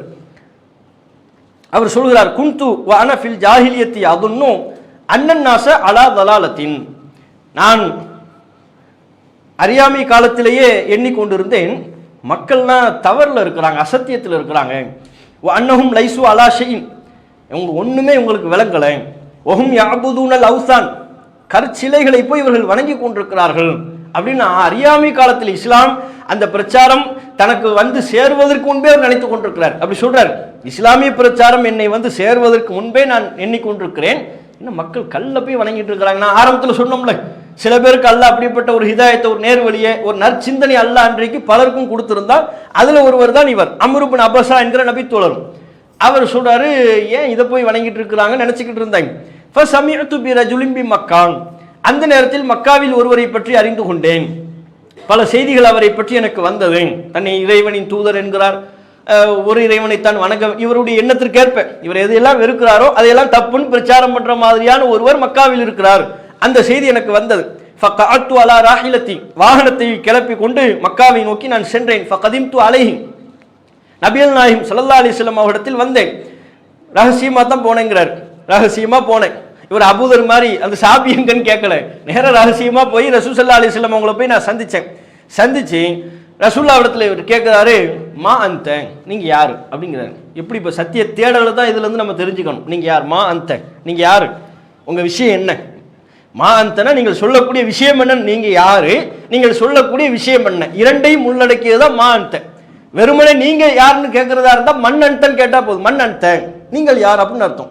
மா அந்தன் கேட்கறதா இருந்தா நீங்க யாரு, உங்க விஷயம் தான் என்ன, நீங்க என்ன சொல்றீங்க, என்ன கிளைம் பண்றீங்க அப்படிங்கிற பொருள் பட உள்ளது. இப்ப மா அந்த அப்படிங்கிறாங்க. அப்ப அவர் சொல்ற ஆனா நபியுன், நபிகள் நாயகம் சொல்றாங்க, ஆனா நபி ரசூலுல்லாவுக்கு ஆரம்பத்தில் அதுதாங்க வேலை. இவ்வளோ பெரிய சிரமமான ஒவ்வொரு பகுதியிலிருந்தும் வருவாங்க, தன்னை நபின்னு அந்த காலகட்டத்தில் சொல்றதுன்னா சும்மாவா, இறை தூதர் என்று அன்றைய காலகட்டத்தில், அதுவும் ஐயாமுல் ஜாஹிலியா அறியாமை காலம் என்று சொல்லப்படுகிற கொலையில சர்வசாதாரணமாக ஈடுபடக்கூடிய, தவறிலேயே உழன்று கொண்டிருக்கிற, விபச்சாரம் உங்களுக்கு சர்வ சாதாரணம், பெண் குழந்தைகளை உயிரோடு புதைப்பது சர்வ சாதாரணம், மது அது தவறே அல்ல, எல்லா விதமான சகல தீமைகளையும் சாதாரணமாக கருதி கொண்டிருக்கிற ஒரு காலத்துல ஒருவர் தன்னை இறைவனின் தூதர் என்று சொல்லி அதில் வெற்றி வாகை பெற்று வருவதெல்லாம் சாதாரண விஷயம் இல்லை. வர்றவங்களுக்கெல்லாம் பதில் சொல்லணும். அப்போ வர்றாங்க, அவர் வந்து கேட்குறாரா மாந்தனோன்னு ஆனால் நபியுன் ரசூலுல்லாஹ் சொல்கிறாங்க நான் நபி. அவர் திருப்பி கேட்குறாரு உமா நபியுன், நபினா என்ன, நபினா அப்படின்னா என்ன அப்படின்னு கேட்குறாரு. அரசலனி அல்லாஹ், அல்லாஹ் இணை தூதராக அனுப்பியிருக்கிறான். ரசூலுல்லாஹ் எவ்வளோ பொறுமையாக பதில் சொல்கிறாங்க பாருங்க. அரசலனி அல்லாஹ், அல்லாஹ் இணை தூதராக அனுப்பியிருக்கிறான். அதுக்கும் திருப்பி கேட்குறாரு ஒபி ஐய ஷையின் அரசலக், எந்த விஷயத்தை கொண்டு அல்லாஹ் உங்களை அனுப்பியிருக்கிறான் அப்படிங்கிறார். அதற்கும் பொறுமையாக அரசலனி பிஸ்லத்தில் அருஹாம், உறவுகளை பேணி நடக்க வேண்டும் என்று அல்லாஹ் என்னை அனுப்பியிருக்கிறான், அதை சொல்ல அனுப்பியிருக்கிறான். வ கஸ்ரில் அவுத்தான், சிலைகளை வணங்கக்கூடாது என்று சொல்ல என்னை அனுப்பியிருக்கிறான். வ ஐயு வஹதல்லாஹு லா யுஷ்ரகு பிஹி ஷைஉன், அல்லாஹ் ஒருவன் தான் வணங்கப்பட வேண்டும், அவனுக்கு இணை கற்பிக்கப்படக்கூடாது, இந்த செய்தியினை சொல்வதற்காக இந்த செய்தியை கொடுத்து அல்லாஹ் என்னை அனுப்பியிருக்கிறான் அப்படிங்கிறான். திருப்பி கேட்கிறார் ஃபமன் மஅக்க அலாஹாதான், இந்த கொள்கையில் உங்களோட இப்போ யார் இருக்கிறா, நீங்கள் ஒரு ஆள் தான் இருக்கிறீங்களா, இந்த கொள்கையில் உங்களோடு இருப்பவர் யார் அப்படின்னு கேட்குறாங்க. அந்த நேரத்தில் நபிகள் நாயகம் ஸல்லல்லாஹு அலைஹி வஸல்லம் சொல்கிறாங்க ஹுர்ருன் வ அப்துன், என்னோடு ஒரு சுதந்திரமானவர் ஒரு அடிமை, ரெண்டு பேர் தான் இருக்கிறாங்க. சுதந்திரமானவர்னா யாரு, அபூபக்கர், அவங்க அடிமைனா பிலால். ஒரு சுதந்திரமானவர் ஒரு அடிமை, இந்த ரெண்டு பேர் தான் என் கூட இருக்கிறாங்க. ஹதீஜா அவங்க தன்னுடைய மனைவி என்கிற கருத்தில் அந்த கவுண்டை கொண்டு வரல. அவங்க ரசூல் ஸல்லல்லாஹு அலைஹி வஸல்லம் அவங்க ஆரம்ப காலகட்டத்திலே ஹதீஜா அம்மையார் அவங்க ரசூலா உண்மைப்படுத்திடுறாங்கல்ல, அவங்களே இந்த கவுண்டில் கொண்டு வரல, வெளியிலிருந்து கவுண்டை சொல்றாங்க. ரெண்டு பேர் அபூபக்கர் பிலால், ஒரு சுதந்திரமானவர் ஒரு அடிமை, இந்த ரெண்டு பேர் தான் என் கூட இருக்கிறாங்க அப்படின்னு சொல்லி சொல்றாங்க. இதை கேட்டுட்டு எல்லா கேள்வியும் கேட்டு பதிலை வாங்கிட்டு அவர் சொல்றாரு இன்னி முத்தபிஉக்க, இன்றிலிருந்து நானும் உங்களை பின்பற்றுகிறேன் அப்படின்ட்டார். இன்றிலிருந்து நானும் உங்களை பின்பற்றுகிறேன். அப்போ இவர் கணக்குப்படி இப்போ என்னவாயிரும், ரசூல்லா, அபூபக்கர், பிலால், இவர் அம்ர் இப்னு அபஸா, நாலாயிருச்சுல ஹதீஜா அம்மையார் அவங்கள தவிர்த்துட்டு. அதனால இவர் என்ன சொல்வாராம், ஆரம்ப காலகட்டத்தில் தாரகுத்னியில பதிவு செய்யப்பட்டிருக்கிற செய்தி, இவர் ஏனைய தோழர்கள்ட்ட ஒரு காலத்தில் இஸ்லாத்தில் 4இல் ஒரு பகுதியாக நான் இருந்தேன் அப்படின்னு வரான், இஸ்லாத்தில் 4இல் ஒரு பகுதியாக நான் இருந்தேன் அப்படின்னு சொல்லி சொல்வாராம். அல்லது அது அந்த செய்தியை பல பேர் அபூ உமாமா போன்ற நபர்கள்லாம் அந்த செய்தியை கேட்டுக்கொண்டு அவரிடத்துல கேட்பாங்களாம், 4இல் ஒரு பகுதி 4இல் ஒரு பகுதிங்கிறீங்களே, என்னங்க அப்படி என்னங்க 4இல் ஒரு பகுதினோன்னு இந்த சம்பவத்தை சொல்லுவார். ஆமா 4 ஒரு பகுதி தான், ரசூல்லா, அபூபக்கர், பிலால், நானு 4 ஒரு பகுதி அப்படிங்கிறாங்க. மொத்தமே 4 பேர், மொத்தமே 4 பேர். 4 பேர்ல இவர் என்ன ஒரு ஆளுன்னு உடனே 4இல் இஸ்லாத், ஏன்னா அன்றைக்குள்ள முஸ்லிம்கள் அவ்வளவுதானே, அன்றைக்குள்ள உலகம் அதுதான். அந்த உலகத்தில் ஒட்டுமொத்த முஸ்லிம்களின் எண்ணிக்கை எவ்வளவாக இருக்கிறது, 4 இருக்கு. அதனால அவர் சொல்றார் இஸ்லாத்திலேயே 4இல் ஒன்றாக நான் இருந்தேன் அப்படின்னு சொல்லி தன்னை பெருமையா ஆரம்ப காலகட்டத்தில் நான் இஸ்லாத்திற்கு வந்தவன் என்பதை அவர் சொல்லுறார். இது தாரகுத்னில 378, அகமதுல 17019 உள்ளிட்ட செய்திகளில் நம்ம தெரிந்து கொள்ளலாம். அப்ப அந்த சபையிலேயே சொல்கிறார் நானும் உங்களை பின்பற்றுகிறேன் அப்படிங்கிறாங்க. அப்போ ரசூல் ஸல்லல்லாஹு அலைஹி வஸல்லம் அவங்க அம்ர் இப்னு அபஸா அவங்களுக்கு சொல்றாங்க இன்னக்கலா தஸ்ததிஉ ذلك யௌமக ஹாதா, இந்த நாளில் இப்போதைய காலகட்டத்தில் என்னை உங்களால் பின்பற்ற இயலாது. அலா தரா ஹாலி ஹாலன்னாஸ், என்னையும் என் மக்களினுடைய நிலையும் பாரு, மக்கள் என்னை எப்படி நடத்துறாங்க நீங்க பார்க்கலையா, என்னுடைய நெருக்கடியை நீங்கள் அறியவில்லையா, அதனால நீங்க உங்க குடும்பத்தாருக்கு போங்க. ஃபைதா சமிஅத பி கத் லஹர்து, நான் வென்று விட்டேன் என்கிற செய்தி உங்களுக்கு வரும் பொழுது, ஒரு காலம் வரும், அந்த காலத்தில் நான் மிகைத்து விட்டேன் என்கிற செய்தி வரும், அந்த செய்தி உங்களிடத்தில் வரும் பொழுது ஃபஅத்தினி, என்னிடத்தில் எவ்வளவு நம்பிக்கை ரசூலுல்லாஹ் சொல்றாங்க பாருங்க. இதெல்லாம் அல்லாஹ்வுடைய தூதர் என்பதற்குண்டான சான்றுகள். மொத்தமா அந்த பிரதேசத்துல ஒட்டுமொத்த உலகத்துல இருக்கக்கூடிய எண்ணிக்கை எவ்வளவு, இவர் அம்ர் இப்னு அபஸாவை கழிச்சிட்டு பார்த்தா 3 பேர், அவர் ரசூலுல்லாஹ்வுக்கு துணையா நிற்கிறது 2 பேர், புதுசா இப்ப அம்ர் இப்னு அபஸா சேர்ந்திருக்கிறாரு. அம்ர் இப்னு அபஸாட்டையும் சொல்லிடுறாரு இந்த காலத்துல என்ன நீங்க பின்பற்ற முடியாது, உங்க ஊருக்கு போங்க. அவங்களும் அந்த பள்ளத்தாக்கு தான், மக்காவிலிருந்து மதீனா, மக்கா மதீனாவுக்கு மத்தியில் இருக்கக்கூடிய ஒரு பள்ளத்தாக்கு அந்த ஊர், நீங்க அங்க போயிருங்க, உங்க ஊருக்கு போங்க, என்ன நீங்க ஃபாலோ பண்ண முடியாது, ஒரு காலம் வரும் நான் வென்று விட்டேன் என்கிற செய்தி உங்களுக்கு வரும், அப்படி செய்தி வரும்போது நீங்க வாங்க என்ன சந்திக்க வாங்கங்கிறாங்க. அப்போ கொள்கைவாதிகள் விளங்கணும், எந்த ஊராக இருந்தாலும் எப்படிப்பட்ட ஊராக நாடாக இருந்தாலும் சரி, இந்த ஏகத்துவ கொள்கையில் இருக்கிறவங்களுக்கு ஆரம்ப காலகட்டத்தில் நெருக்கடிகள் இருக்கும், பிரச்சனைகள் இருக்கும். வெறும் எண்ணிக்கை, உங்களுடைய எண்ணிக்கை எந்தவாகத்தான் இருக்கும், 1ங்கிற நம்பர்ல தான் நீங்க உங்க எண்ணிக்கை ஆரம்பிக்கும், அடுத்து 2, அடுத்து 3, அடுத்து 4, இப்படித்தான் ஆரம்பிக்கும். அந்த எண்ணிக்கை அதோடையே முடிந்து விடாது. 2ங்கிற எண்ணிக்கை இது முற்று பெறக்கூடிய எண்ணிக்கை. இந்த கொள்கைக்கு அல்லாஹ் வளர்ச்சியை தான் வைத்திருக்கிறானே ஒழிய ஒருபோதும் இந்த கொள்கை அந்த 2ங்கிற எண்ணிக்கையோட முடியாது, அது வளர்ந்து கொண்டே இருக்கும் என்கிற வரலாற்றை தான் நபிகள் நாயகம் ஸல்லல்லாஹு அலைஹி வஸல்லம் அவங்க இந்த செய்தியினூடாக நமக்கு சொல்லி தராங்க. அப்ப அப்படி சொல்லிட்டாங்களா, சொன்ன உடனே இவர் தான் ஊருக்கு வந்துடுறாரு. ரசூல் ஸல்லல்லாஹு அலைஹி வஸல்லம் அவங்க மதீனாவுக்கு வந்துடுறாங்க. ஹிஜ்ரத்து அந்த புனித பயணம் மேற்கொண்டு மதீனாவுக்கு வந்துடுறாங்க. மதீனாவில் ஆட்சியை நிலைநாட்டிடுறாங்க.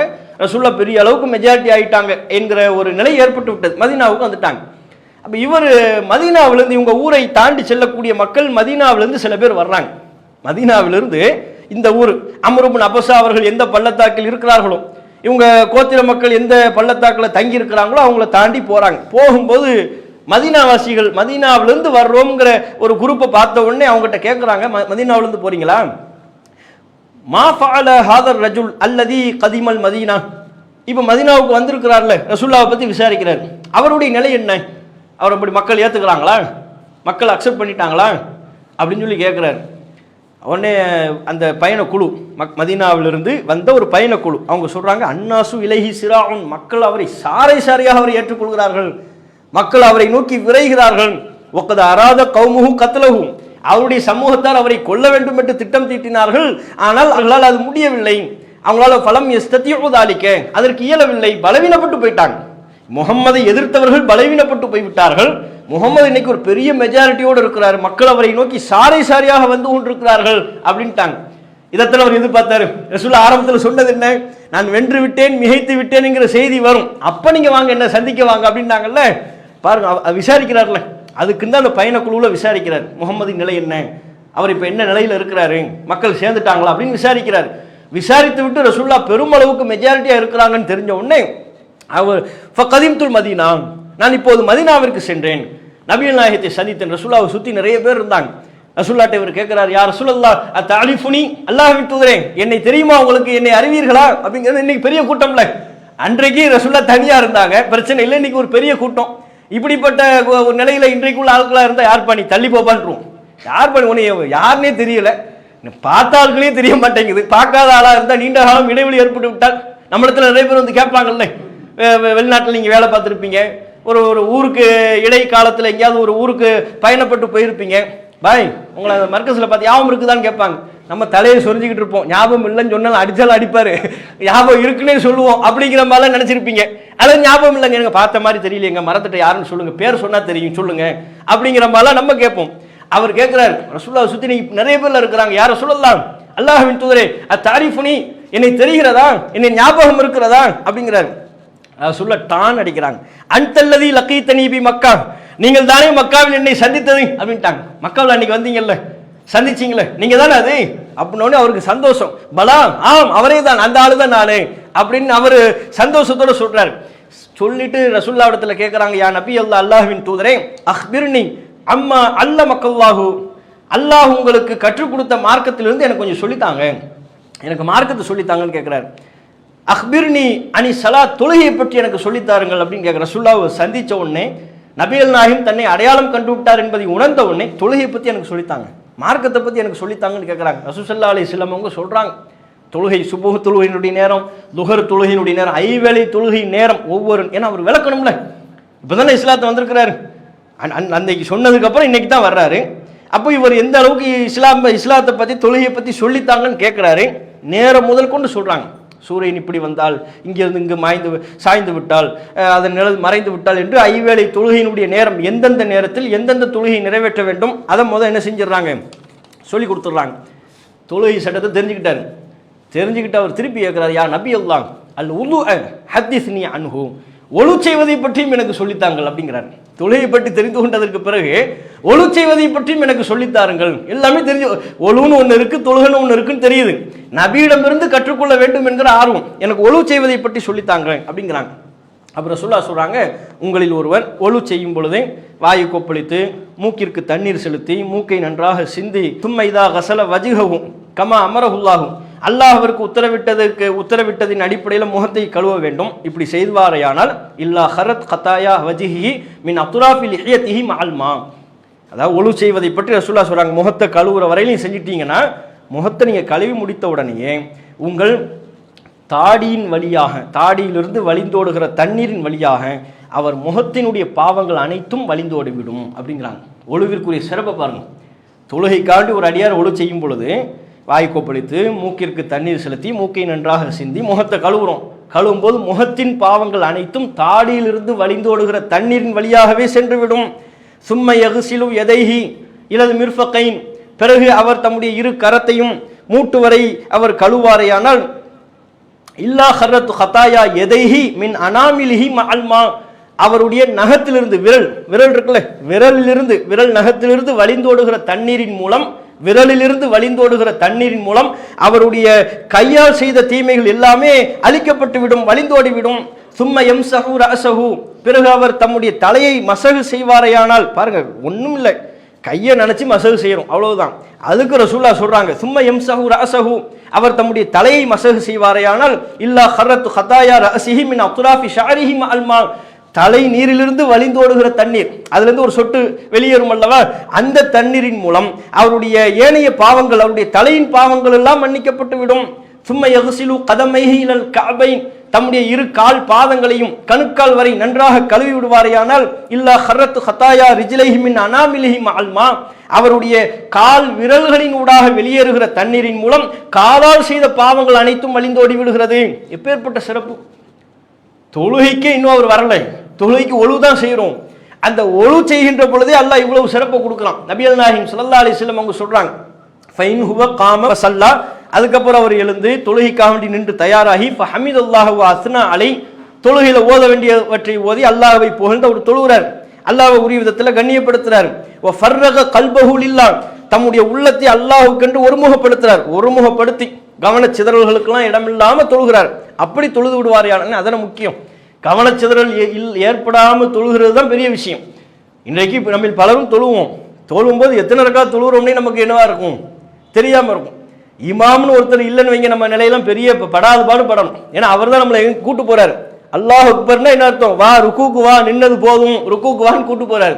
திரும்ப ருக்கூவிலிருந்து நிலைக்கு அழைத்து செல்கிறார், திரும்ப சஜிதாவிற்கு அழைத்து செல்கிறார். இப்போ இமாம் தான் முழுமையா நம்மளை தொழுகைக்கு அழைச்சிட்டு போடுறாரு. ஒரு ரக்காத் தாமதமா வந்தோம்னு வைங்க, அப்பவே கன்ஃபியூஸ், குழப்பம் வருதா இல்லையா நம்ம பலருக்கு. ஒரு ரக்காத் தான் தாமதமா வந்திருப்போம், சலாம் கொடுத்து முடிச்சிருவாரு இமாம், சலாம் கொடுத்து முடிச்சவங்க இவருக்கு அப்போ குழப்பம் வந்துடும், ஆஹா நம்ம ஒரு ரக்காத் தான் மிஸ் பண்ணோமா அல்லது 2 ரக்காத் மிஸ் பண்ணோமா தெரியலையே, அப்போ என்ன செய்யறது. நம்ம வலப்பக்கத்தில் பாய் வந்தார்ல, அவர் நம்ம கூட தான் வந்தார், அவர் எழுந்தா எழுவோம், அவர் தொழுதா சலாம் கொடுத்தா நம்மளும் சலாம் கொடுத்துருவோம். அந்த கசத்தலர் அவரும் நம்மள மாதிரியே நினைப்பார், அவரும் மறந்துருப்பார். இவர் எழுந்தா நாம எழுவோம், சலாம் கொடுத்தா சலாம் கொடுத்துருவோம். 2 பேரும் சஜிதாவில் போட்டி போட்டுக்கிட்டு கிடப்பாங்க. ஏன் இவர் இவரை பார்க்க அவர் இவரை பார்க்க, அந்த அளவுக்கு மறதி கேசா நம்ம இருப்போம், அவ்வளோ பலவீனமானவர்களா நாம இருப்போம். ஆனா அது வேறு எண்ணங்களுக்கு இடமளிக்காம தொழுகிறது, வேறு எண்ணங்கள் வர்றதுனால தான் அப்படிப்பட்ட பாதிப்புகள் வருது. அது இயல்பு, அது பலவீனம். அந்த பலவீனத்திற்கு அல்லாஹ் பெரிய அளவில் குற்றம் பிடிக்கிறது இல்லை. ஆனால் தொழுகைக்குரிய முழுமையான சிறப்பை நாம் பெற வேண்டும் என்று சொன்னால் அல்லாஹ்வின் தூதர் அவர்கள் சொன்ன ஃபர்ரக கல்பஹு லில்லாஹி, தம்முடைய உள்ளத்தை அல்லாஹ்விற்கென்று ஒருமுகப்படுத்தி, எண்ணத்துக்கெல்லாம் இப்படி தொழுகிறோம்னா தொழுதுகிட்டே இருக்கணும். திடீர்னு என்ன முன்னால் உள்ள ஒரு சட்டையை பார்ப்போம், சட்டையை பார்த்துக்கிட்டு என்ன இதே மாதிரி சட்டை நம்ம கிட்ட இல்லையே, எது தொழுகையில் அல்ஹம்துலில்லாஹி ரப்பில் ஆலமீன் ரஹ்மான் ரஹீம் ஓடிக்கிட்டு இருக்கும். வர்ற பெருநாவுக்கு இன்ஷா அல்லாஹ் இந்த மாதிரி ஒரு சட்டையை எடுத்துட வேண்டியதுதான். எது எல்லா முடிவும் தொழுகையில தான் அடிப்பார். திடீர்னு வியாபாரம், ரமலானுக்கு எல்லாரும் வியாபாரம் பண்றாங்க, அவங்களுக்குலாம் லாபம் வருது, நமக்கு எந்த கடை ஓப்பன் பண்ணாலும் க்ளோஸ் ஆயிருதே. சரி இன்ஷா அல்லாஹ் தொழுகை முடிஞ்சதுக்கு அப்புறம் எல்லாத்தையும் யோசிச்சிட்டாரு, எல்லாத்தையும் தொழுகையில யோசிச்சுட்டு தொழுகை முடிஞ்சதுக்கு அப்புறம் பார்த்துக்குவோம் நினைப்பாரு. அப்ப எல்லா விதமான முடிவுகளும் தொழுகையில தான். அதனால தான் நிறைய பேர் சொல்லுவாங்க, பெரிய குடும்பத்தில் ஏதாவது பெரிய குழப்பம், முடிவெடுக்க பெரிய திணற விஷயம் இருந்தால் நான் தொழுகைக்கு போயிடுவோம் பாய், ஏங்க துவா கேட்டு முடிவெடுப்பில்லை, இல்லை பாய் தொழுகையில தான் எல்லா விதமான எண்ணமும் வரும், அதுல எல்லா பிரச்சனைக்கும் தீர்வு வந்துடும், இப்படி சொல்லக்கூடிய ஆட்கள்லாம் இருப்போம். அப்போ அந்த மாதிரி இல்லாம வேறு எண்ணங்களுக்கு இடமளிக்காம ஒரு தொழுது விடுவார் சொல்ல சிறப்பு சொல்றாங்க. பாருங்க இந்த செய்தி முஸ்லீம்ல 1512 15-12 எவ்வளவு பெரிய சிறப்பு பாருங்க. இல்லன் சரஃப மின் ஹதீஅத்திஹி கஹைஅத்திஹி யௌம வலதத்துஹு உம்முஹு, அவருடைய எல்லா தவறுகளும் பாவங்களும் மன்னிக்கப்பட்டு அன்று பிறந்த பாலகனை போல் ஆகிவிடுகிறார். எப்படிப்பட்ட சிறப்பு! அன்று பிறந்த பாலகனை போல் அவர் ஆகிவிடுகிறார். இதை நபிகள் நாயகம் சொன்னார். ரசூலுல்லாஹ் அம்ர் இப்னு அபஸா என்கிற அந்த நபி தோழருக்கு சொல்கிறார். அம்ர் இப்னு அபஸா அவர்கள் தம்முடைய தோழர் அபூ மாமாவிற்கு சொல்கிறார். அபூ மாமா இந்த செய்தியை கேட்டுட்டு உங்குர் மாத்தக்கூல், என்ன சொல்றீங்கன்னு கொஞ்சம் பார்த்து கவனமா சொல்லுங்க. ஃபி மகாமின் வாஹிதின் யுக்தா ஹாதர் ரஜுல், ஒரு நிலையிலேயே ஒரு மனிதருக்கு இவ்வளவு சிறப்புகளா? ஒழுவின் மூலம் பல சிறப்புகள் கிடைக்குது, தொழுகையின் மூலம் ஒரு சிறப்பு கிடைக்கிறது. அப்போ ஒரு நிலையிலேயே ஒரு மனிதருக்கு இத்தனை சிறப்புகள் வழங்கப்படுமா? கொஞ்சம் கவனிச்சு சொல்லுங்க, பார்த்து சொல்லுங்க, ரசூலுல்லாஹ் பேர்ல நீங்க சொல்றீங்க அப்படின்னு அபூ மாமா அவர்கள் அம்ர் இப்னு அபஸா அவர்களை விழிப்புணர்வு, என்னங்க பெரிய விஷயமா சொல்றீங்க, இவ்வளவு சிறப்பு உண்டா, கொஞ்சம் கவனமா சொல்லுங்கிறார். சொல்லும் பொழுது அம்ரு இப்னு அபஸா அவர்கள் சொல்கிறாங்க, அபா உமாமா, அபு உமாமா அவர்களே, லக்கது கபீரத் சின்னி, எனக்கு ரொம்ப வயசாயிருச்சு, ஒரக்க அலுமி, பாரு என் எலும்புகள் எல்லாம் நலிவடைந்து விட்டது, வக்குத்தரப அஜலி, என் தவணையும் நெருங்கி விட்டது, நான் மரணத்தை எதிர்பார்த்து காத்து கொண்டிருக்கிறேன், என்னுடைய தவணையும் நெருங்கி விட்டது, ஒமாபி ஹாஜத்துன் அன் அக்திப அலல்லாஹி வலா அலா ரசூலில்லா, இந்த சூழ்நிலையில் இருக்கின்ற எனக்கு அல்லாஹ்வின் மீதோ அல்லாஹ்வினுடைய தூதரின் மீதோ பொய் சொல்ல வேண்டிய அவசியம் இல்லை. இவ்வளவு போல்டா சொல்றார் பாருங்க. வயசாயிருச்சு, நான் மரண தருவாயில் நெருக்கத்தை அதனுடைய தவணையை நான் நோக்கி நான் நெருங்கி கொண்டிருக்கிறேன், என் எலும்புகள் எல்லாம் நலிவடைந்து விட்டது, இந்த சூழ்நிலையில் அல்லாஹ் நான் பொய் சொல்லுவேனா? நபி பேர நான் பொய் சொல்லுவேனா? அல்லாஹின் மீதோ நபியின் மீதோ பொய் சொல்ல வேண்டிய அவசியம் இல்லை. லவ்லம் அஸ்மஅஹு மின் ரசூலில்லாஹி ஸல்லல்லாஹு அலைஹி வஸல்லம் இல்லா மர்ரத்தன் அவ் மர்ரத்தைனி, அல்லாஹ்வின் தூதரிடம் இந்த செய்தியை நான் ஒரு முறையோ இருமுறையோ கேட்டிருப்பேனேயானால் அப்போது இந்த செய்தியை நான் பெரிதாக சொல்லியிருக்க மாட்டேன். வலாக்கின்னி சமிஅத்துஹு அக்ஸர மின் தாலிக், அல்லாஹ்வின் தூதரிடம் இந்த செய்தியை நான் பலமுறை கேட்டிருக்கிறேன். ஒழு செய்தால் இந்த சிறப்பு என்றும், உள்ளத்தை வேறு எண்ணங்களுக்கு இடமளிக்காமல் தொழுதால் இந்த சிறப்பு என்றும் அல்லாஹ்வின் தூதரிடம் நான் பலமுறை கேட்டிருக்கிறேன், ஆகவே இதை நான் உமக்கு அறிவிக்கின்றேன் என்று சொல்கிறார்கள்ங்கிற செய்தியை நம்ம பார்க்கணும். அப்ப பாருங்க, இது அம்ரு இப்னு அபஸா என்கிற ஒரு நபித்தோழர் இஸ்லாத்தை ஏற்ற வரலாறு. 3 நபித்தோழருடைய வரலாற்றை அறிந்து கொள்வோம்னு சொன்னோம், நேரம் போதவில்லை. 2 நபித்தோழர் அபூதர் அல் கிஃபாரி அவர்கள் இஸ்லாத்தை ஏற்ற நிகழ்வையும், அம்ரு இப்னு அபஸா ரலியல்லாஹு அன்ஹு இந்த நபித்தோழர் இஸ்லாத்தை ஏற்ற நிகழ்வையும் நாம் தெரிந்திருக்கிறோம். இதில் நமக்கு ஏராளமான படிப்பினைக்குரிய செய்திகள், நபிகள் நாயகம் ஸல்லல்லாஹு அலைஹி வஸல்லம் அவருடைய போதனைகள் நிறைந்திருக்கிறது. அத்தகைய படிப்பினைகளை உணர்ந்து நம்முடைய வாழ்வை நாம் செம்மைப்படுத்திக் கொள்வோமாக என்று கேட்டு என்னுடைய உரையை நிறைவு செய்து கொள்கிறேன். வாஹிர் தாவானா அல்ஹம்துலில்லாஹி ரப்பில் ஆலமீன். அஸ்ஸலாமு அலைக்கும் வரஹ்மத்துல்லாஹி வபரகாத்துஹு. அல்லாஹு அக்பர், அல்லாஹு அக்பர்.